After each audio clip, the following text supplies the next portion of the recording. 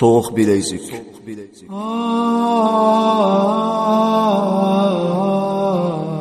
Nahayet şefqatlik ve mihriban Allah'ın ismi bilen başlayman.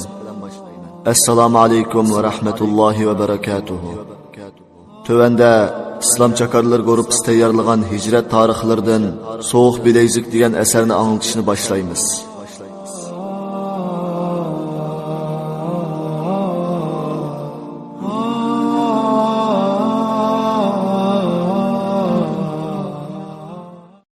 Soğuq bileyzik.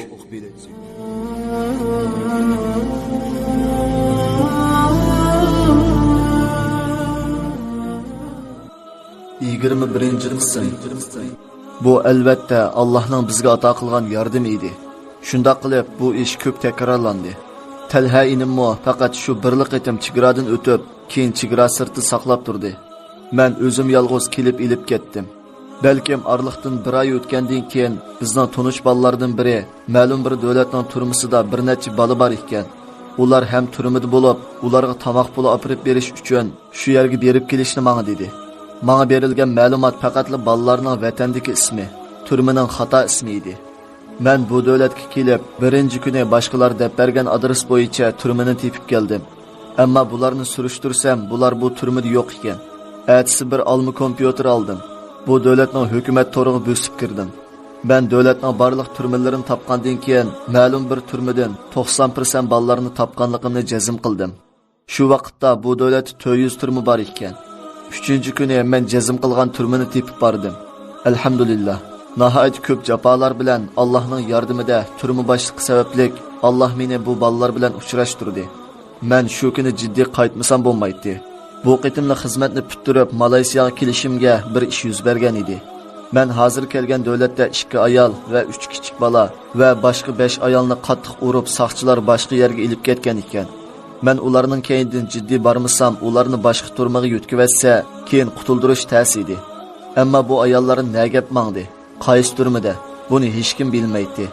Buni bilish uchun yana davlat to'riga tamatlab kirishga va turmalardan avatilgan ism va adreslarni ko'rishga to'g'ri keladi. Men yana bir qitim hukumat to'riga kirishga harakat qildim. Ammo sezilib qolgan edim. Kompyuter pashqib qo'ydi.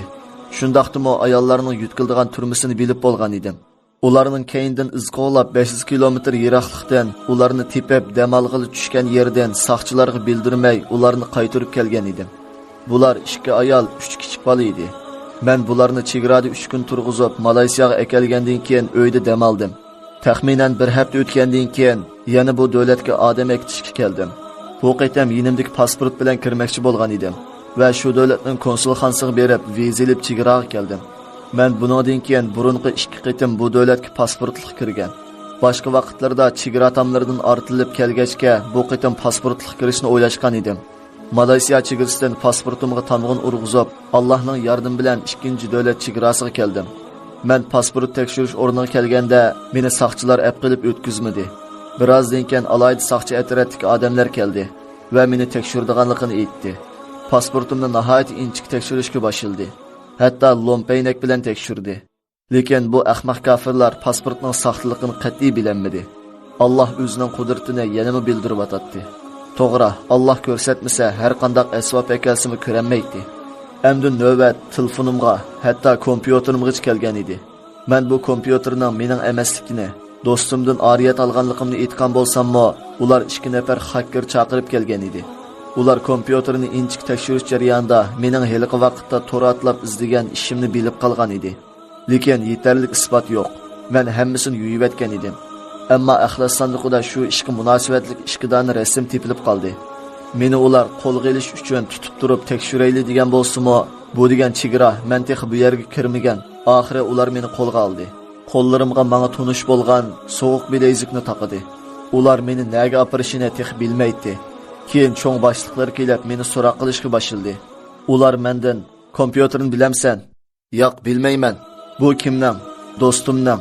Do'stim 10 kun burun nada edi? Bu davlatga kelganmi? Bilmayman. U davomli sayohat qiladi dedim. Ular mendan mushundaq bir qator savollarni so'ragan peti yana qaytadan tekshirishga boshladi. Telefon, pasport. Subhanalloh. Yolg'on pasport bugun rost bo'lib qolgan edi. Oxiri ular meni mashinaga silib mangdi. Qayoqqa bilamsiz? Malayziya chegarasiga qarab mangdi. Meni Malay chegarasiga apirib, Malayziya saqchilariga bu xatarlik odam deb gumon qilib, bizning davlatga kirishini chekildik. Xakkir bo'lishi mumkin. Bu odamni sizlar tekshirib beqinglar deb pasportimni Malayziya chegara saqchilariga berdi. Ular pasportimni munda qarabla chegaradan chiqib ketdi degan tamg'ini amaldan qoldirib, chegaradan qaytib kirdi degan tamg'ini urib berdi va endi Malayziyaga kirsang bo'ladi dedi. Bu vaqtda meni olib kelgan saqchilar texnik ketmagan edi. Teshida mashinada turardi. Meni elib kelgan saqchiga kulib turib, o'tir barmoqimni chiqarib qo'yib ketdim. Shu vaqtda bu go'y meni yaxshi tonib olgan chig'i mazmuni keyin tafsili so'zlandi. Endi o'qirmanlar, bu qarindishimiz hakkirkan deb o'ylab qolmanglar. Men hakkir emas, lekin Allohning yordami bilan kompyuterni azroq bilaman. 2000-yildan boshlab kompyuter bilan shug'ullangan edim. Ilgari o'ynab yurganda mening og'inlarim hammasi saqchi edi. Ba'zisi alayda saqchi edi. Hatto Gobo'da ishlaydigan do'stlarim bor edi. Shu vaqtda ularning kompyuter va hukumat telefonlarini ishiltib, azroq narsalarni o'rganib qo'ygan. Lekin hargizmi bundaq asqitishni o'ylab baxmagan edim.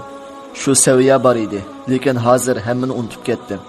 Gapimizga qaytib kelsak, men yotoqqa berib bir kun yetib, atis etganda chegaratimdan ortilib, yana bu davlatga kirdim. Chunki boshqalar meni saqlayotdi. Men bu davlatdan yana 2 kundan keyin turmadagi bir necha ayollarni elib ketdim. Bu jarayonda mening qarzlarim to'linib, 30 ming dollar atrofida qolib qolgan edi. Qarang, mehribon Allohning qarzimni to'lab berganiga. Faqatla 2 oy ichida 100 ming dollardan ko'proq pulni to'lab bo'lgan edim va 100 dan ko'p mahbus ayol bolalar qutuldi. Ammo hayotimning qora kunlari endi boshlangan edi. Bu qitimliq anglitishimiz mush yerda oxirlashdi. Keyingi anglitishimizni ko'rishgacha sizlarni Janobi Allohga topshirdim. Assalomu alaykum va rahmatullohi va barakatuh.